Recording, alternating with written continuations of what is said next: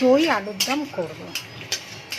এখানে হচ্ছে তেজপাতা, লঙ্কা, দারচিনি, চাল আর ছোটো এলাচ, লবঙ্গ ফোড়ন দিয়েছি, সাই জিরে ফোড়ন দিলাম। আলুটা সেদ্ধ করে ভেজে নিয়েছি। এটা হচ্ছে চালমগজ আর হচ্ছে কাজু বেটে রেখেছি, দিয়ে দিলাম।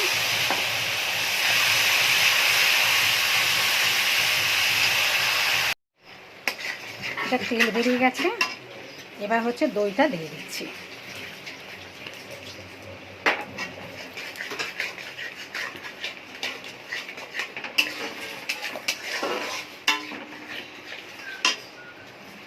কাশ্মীরি লঙ্কার গুঁড়ো দিচ্ছি,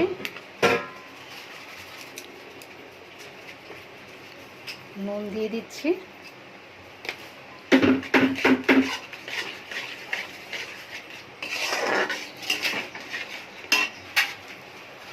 কি সুন্দর তেল ছেড়ে দিয়েছে। এবার চিনিটা দিয়ে দিচ্ছি,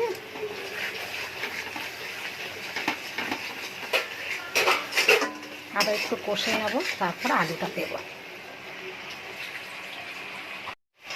মশলা কষা হয়ে গেছে, এবার ভাজা আলুটা দিয়ে দিচ্ছি।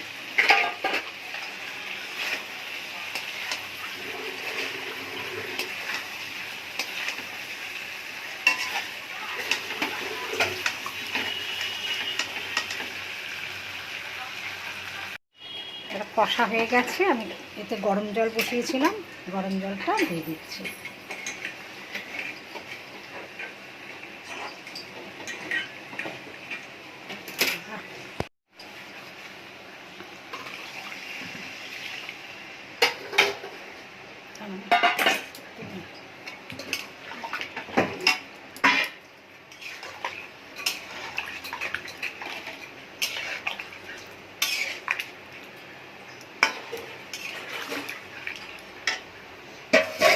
ঢাকা দিয়ে দেব। আলুর দম রেডি, দই আলুর দম রেডি।